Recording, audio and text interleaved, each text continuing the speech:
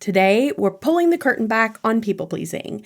What really is people-pleasing, why it's holding you back, and why, spoiler alert, it might actually be a form of dishonesty in your relationship.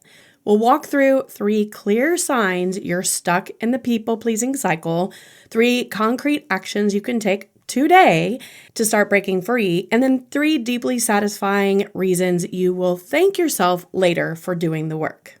This is going to be your permission slip to stop shrinking. Your dreams didn't just disappear, they've just been waiting for you to come back to them. Your most authentic, confident, and fulfilled self is on the other side of this one courageous decision to stop people-pleasing and start living.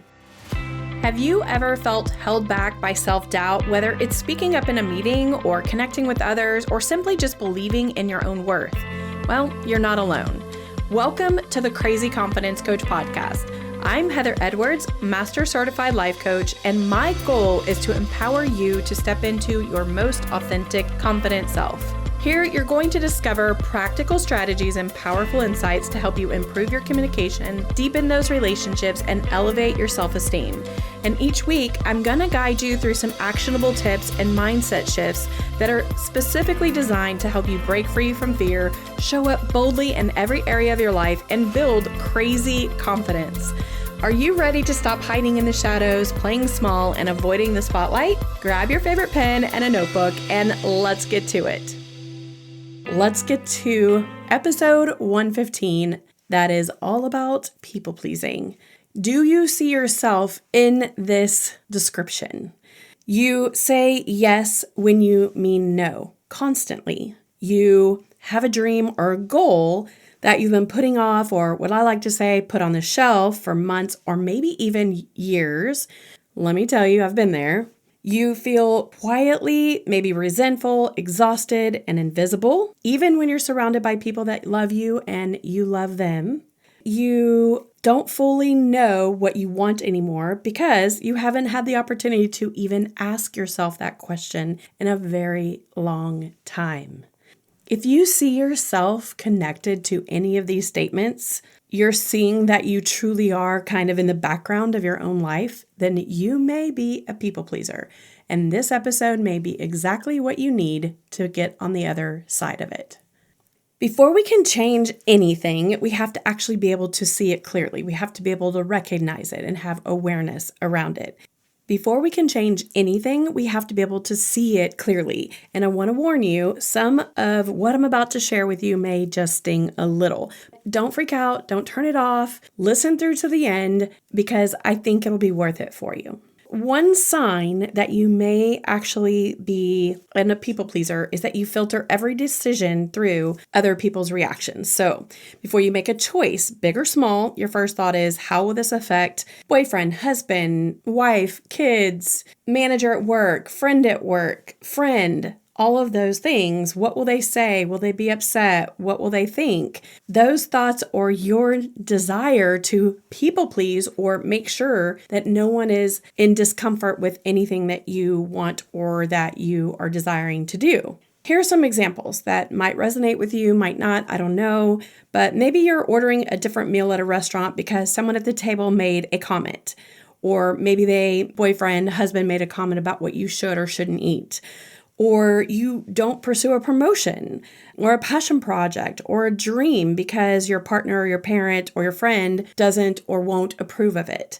Or you've been circling the same goal for years, a business, a degree, a creative project, and every time you get close, someone else's needs pull you back. You focus on someone else's needs instead of your own.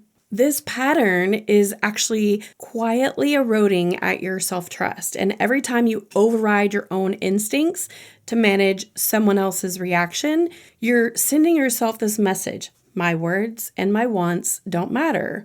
Over time, this message is going to become a belief system for you that you don't matter and that you have to put everyone else in front of you. This belief actually ends up becoming your identity. You filter your thoughts about you through that identity of people-pleasing. Sign 2 is that you feel responsible for other people's emotions. So if someone else is unhappy, uncomfortable, or disappointed, does your nervous system get an alarm signal. This is for your kids, your husband, at work, partners, all the people that you want to quote unquote do an emergency fix when something gets uncomfortable or there's a disappointment involved, even if their emotions have nothing to do with you. Now, this is tough. This is really hard because, of course, if you care about people and you love people, you want them to be okay. But here are some examples that might give you a better, clear understanding of what is actually something that you would identify as a people pleaser. Let's say your husband is in a bad mood and you spend the whole day tiptoeing, trying to fix it, or apologizing for things that aren't your fault. Or your kids are unhappy and you abandon your own needs, sleep, health, goals, whatever, to make sure everything's perfect for them. At work, it could be you over-deliver. You work late, take on extra tasks, not from ambition, but from actually having a fear of disappointing others, or maybe not being good enough in that position for promotion along down the road. This is a piece of this that if you see yourself here, this is simply just a self-awareness piece of it. Ask yourself honestly, do you feel anxious, guilty, or afraid when someone is disappointed in you? That discomfort is a signal. It's showing you exactly where you've outsourced your sense of worth to someone else's approval. So here's the first big aha. Your value is not determined by how comfortable you make other people feel. I'm going to say that again. Your value is not determined by how comfortable you make other people feel. The third way you might find yourself a people pleaser is the third sign that you are a people pleaser is you've lost touch with what you actually want, who you want to be. This one is perhaps the most heartbreaking sign, and it's actually the one that I relate to more than anything. You genuinely don't know what you want anymore because you stopped asking or believing that you could have it. Maybe you gave up a career to support his career, your husband's, or maybe a husband did something different because his wife wanted to do something different.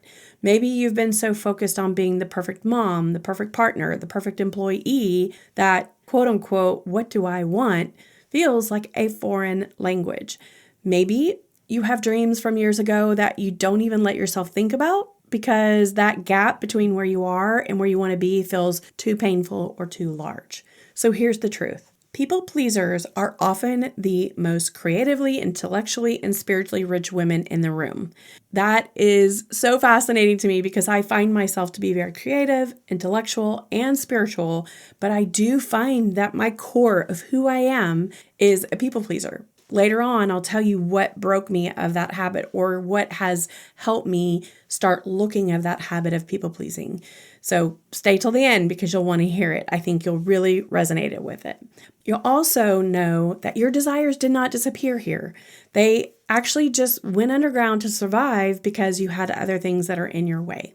The moment you stop organizing your life around everyone else's needs, you'll be shocked at what begins to surface and what things, your dreams and your desires get stirred again.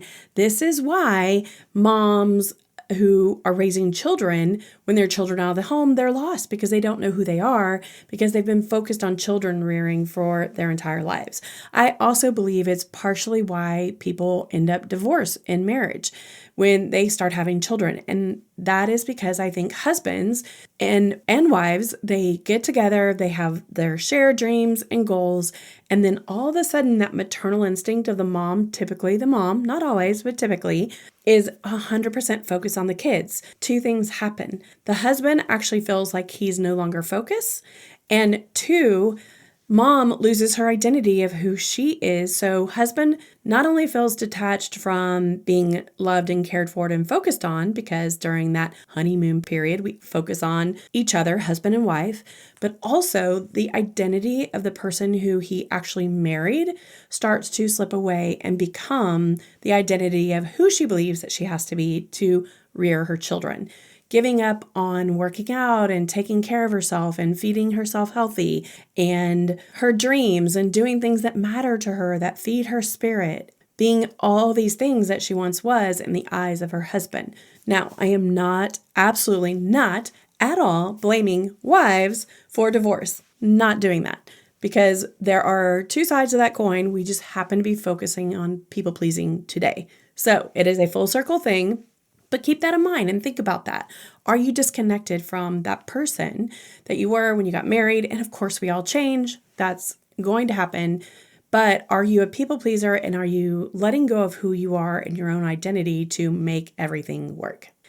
Look, you are not an empty woman. You are a woman who has been pouring into everything else and everyone else's cup, and maybe you're dry. And today could be the end of that if you let it.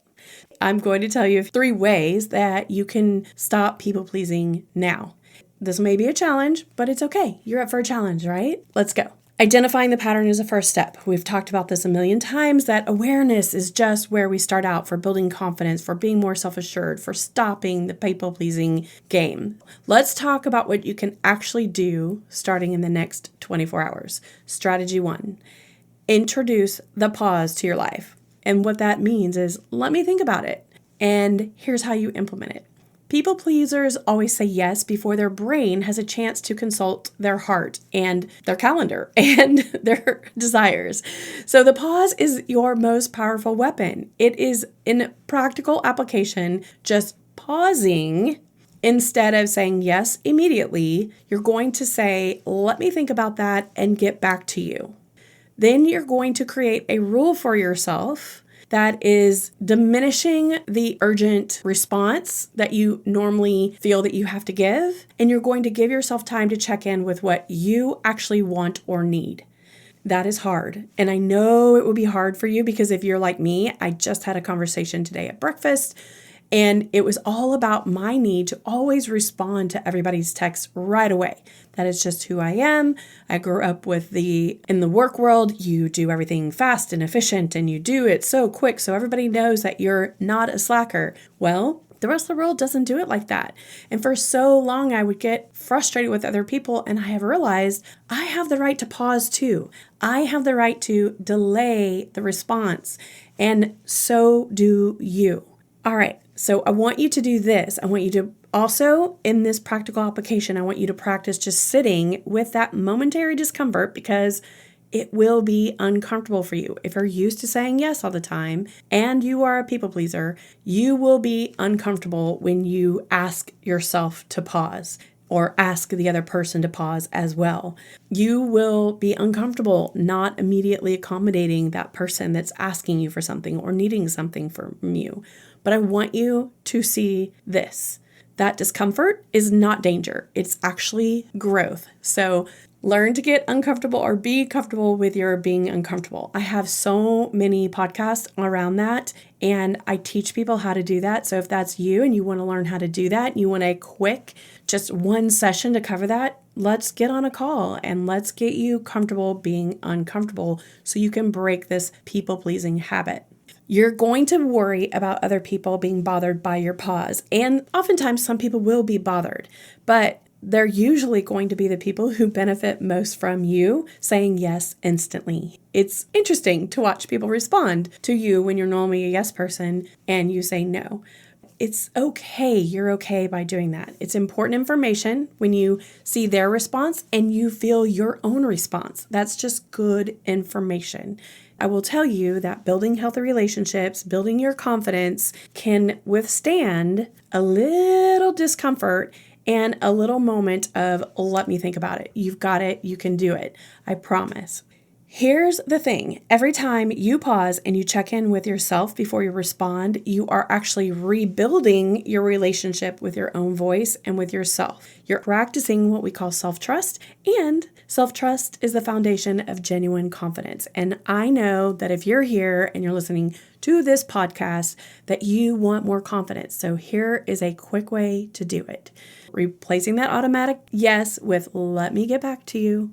Creating a 24-hour rule, or a rule of time. It could be an hour, it could be 2 days, it could be a week, depending on the request, and give yourself time to check in with what you actually want or need, and then practice sitting with that momentary discomfort, not having the need to immediately accommodate someone. Now, strategy 2 is just being honest instead of performatively agreeable. Wow, let me tell you how uncomfortable I am being honest sometimes. I just have a hard time sometimes because I know that something I could say could be uncomfortable for other people and could be something that be hard for me to say out loud. So people pleasing, when it isn't genuine, when it comes from fear or an obligation rather than real love, it is actually a form of lying. Ooh, that one hurts so bad. And this right here is what I was talking about earlier in the podcast when I said the thing that made me start changing my people-pleasing habit was when my coach, when I went through training, told me about this little thing, that you are not actually giving people the truth of who you are when you people please. You are performing a version of yourself designated and designed to manage their reactions. So I'm going to say that again. People pleasing, when it isn't genuine, when it comes from fear or obligation rather than real love, is a form of lying. You are not actually giving people the truth of who you are. You are performing a version of yourself designed to manage their reactions. And that robs everyone in your life of a real relationship with the real you. And it robs you of the beautiful nature of who you really are and the intimacy of knowing yourself truly. Saying what you actually think is not unkind. It is respectful if it's delivered in the way it needs to be delivered. It says, I value this relationship enough to be real in it, to give you the real me. Your honest no is way more valuable to a healthy relationship than a resentful yes. I promise you, if you get bitter because you said yes, that relationship isn't under any beneficial situation. Hear what I'm saying there. If you love them, they deserve the truth, and they don't want you to curate a performance so they are comfortable. Well, at least not most people. Let's be honest. Some people really do want you to just make them comfortable. But here's the reality. It doesn't, in the long run, make anything better for you or for them. Here's some practical steps you can take. You're going to start small. Practice honesty in low-stakes situation first. So in other words, low stakes is, can we cook something different? Or can we go to the movies? Or can we do something that you don't want to do? The choice of maybe. Something that is low-hanging fruit and that is easy, that won't hurt anybody or isn't necessarily a direct conflict. It's something that you can just think about, talk about, and have a simple conversation. You're going to also focus on using I statements.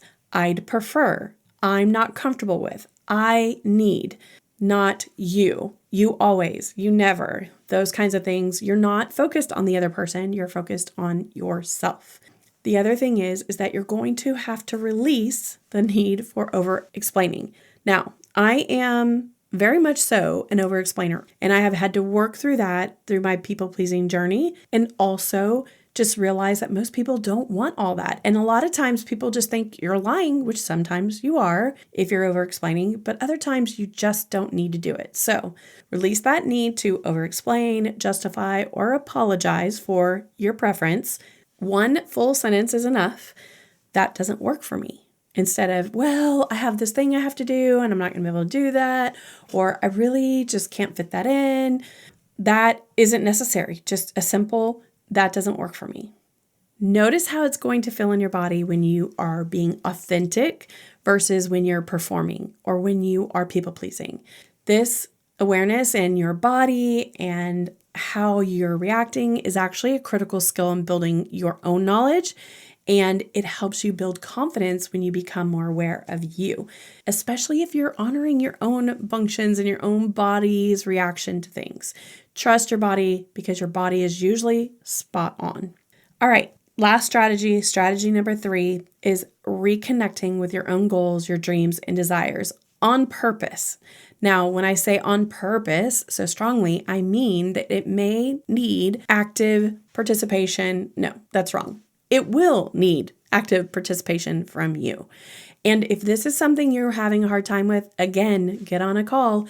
You can do this in one call, coaching call. We can get to the nitty-gritty of starting you down the path of getting to know yourself again. This is the most fun part of the strategy. It's the most neglected part of your strategy. And you actually truly have to turn the attention, I guess, back to yourself. And that can be really difficult if you're a people pleaser because you've turned it off for so many years.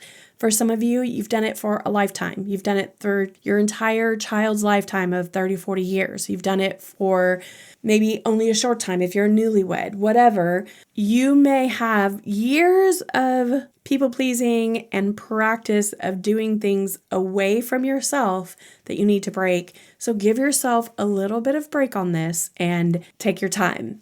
Here are some things you can ask yourself to help you. What did I want before I started organizing my life around someone else's needs? Whoever those are, husband, spouse, children. What have I been putting off until the time is right? And what would happen if I started that now instead of waiting for the right time? If no one would be upset, disappointed, or inconvenienced by my choice, what would I choose? So those are 3 big questions to ask yourself. So I'm going to repeat those. What did I want before I started organizing my life around someone else? What have I been putting off until the time is right? And what would happen if I started right now? If no one would be upset, disappointed, or inconvenienced by my choice, what would I choose? Look, whether you left a career, you have a creative passion that you put on the shelf, maybe you just have a fitness goal, or a trip that you've been dreaming of, or a business that you're too afraid to start. All of those things are not silly. They're important and they're valuable for you.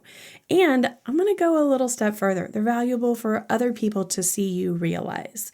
They are your soul calling you. That little thing that is inside you, those little thoughts that you have that kind of turn in your soul when you have thoughts and feelings about what you want to do, those are your dreams and your aspirations. Those are God-given. They're input into your DNA.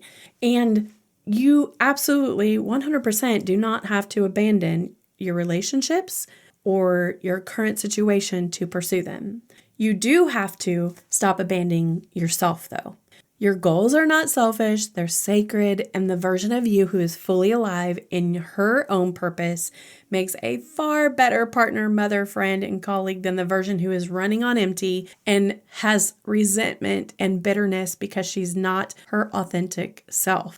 I promise you, that version of you is the one that the person that you go home to fell in love with, or the person you want to come home to is going to fall in love with. Here are 3 reasons you're going to thank yourself later for letting go of the people-pleasing thing. Number 1, you're going to discover who you actually are. You're going to have opinions that you have forgotten that you have, or maybe you have never allowed yourself to have. You're going to find creativity and ambition, desires, preferences, things that were always there but just got crowded out, and a sense of identity that who you are is so much deeper and has more breadth than what you've considered. And then number 2, you're going to find that you have relationships that are much more authentic and fulfilling. So they're not surface level. They fill you up. Your relationships that are built on people pleasing tend to be not really fun relationships. They are relationships that are very surface level. And if your performance stops, then they stop. So hey, you get to stop performing. That's a good one. And healthy, secure people in your life, if you have a loving partner, you have good friends, a good employer, those people will adjust. A lot of times they'll find more respect for you, and then you're going to have more connection with them.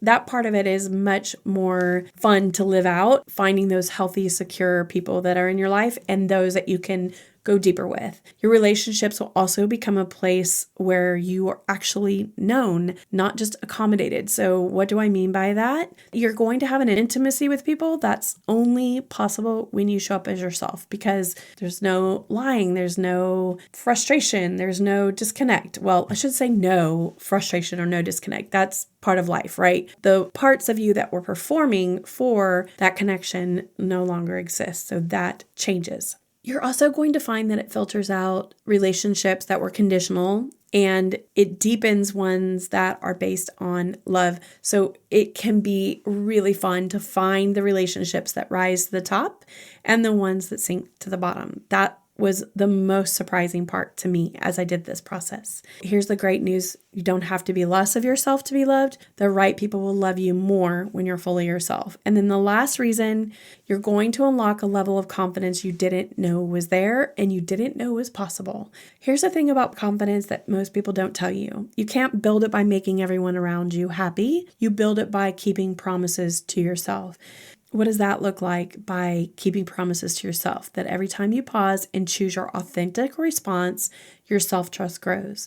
Every time you honor a goal or a dream, even in a very small way, your sense of a personal power expands. It becomes bigger. And every time you let someone be disappointed and survive it, you prove to yourself that your worth is not contingent on their approval. And the other thing is that when you allow other people to be disappointed and survive it, you allow them to become a better version of themselves as well. Here's one fun thing that I love about this process is that this kind of confidence thing that happens when you stop people pleasing, it snowballs.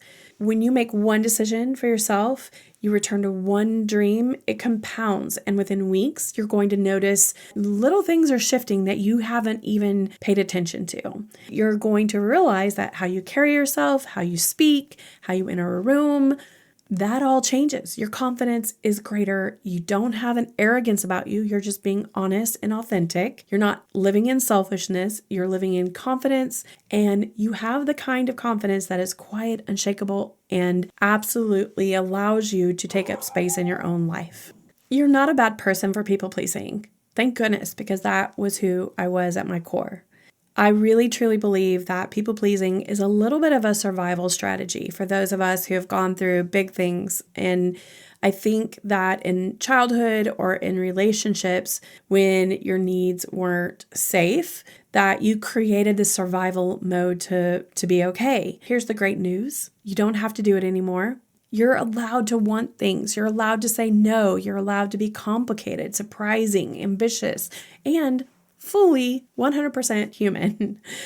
The confidence you're looking for is not waiting on the other side of losing 10 pounds, getting the promotion, or finally being able to be enough for someone. It's actually waiting on the other side of choosing yourself consistently with courage and with compassion. So if you've gotten off track, I want to speak to you directly.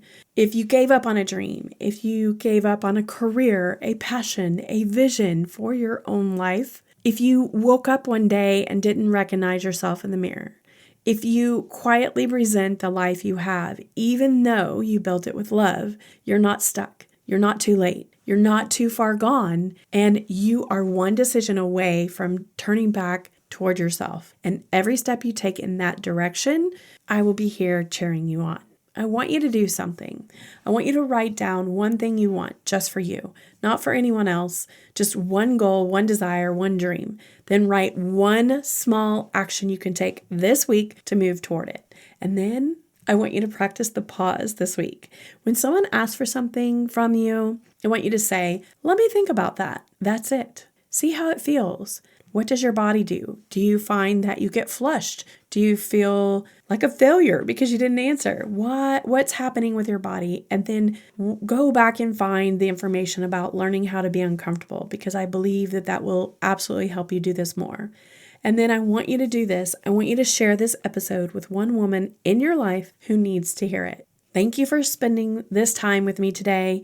And if this episode speaks to you, or any other episode that you listen to, please just leave a review, share it with a friend, and come find me on hcedwardscoaching.com or the Crazy Confidence Coach podcast. Make sure to keep coming back. You deserve a life that feels like yours. I'll see you next week. Thank you so much for hanging out with me today. It has been a blast. I would love for you to do me a huge favor and either go leave a rating or a review. And if you really love the podcast or you've learned anything at all, please pass it on to a friend or a family member that might enjoy the podcast as well. That's how I grow, and that's how I'm able to continue bringing you content. If you are interested in coaching, just go to thecrazyconfidencecoach.com. You can sign up for a free discovery call there. Thank you so much for being here. I hope to see you next Tuesday so we can build our crazy confidence together. Love you big.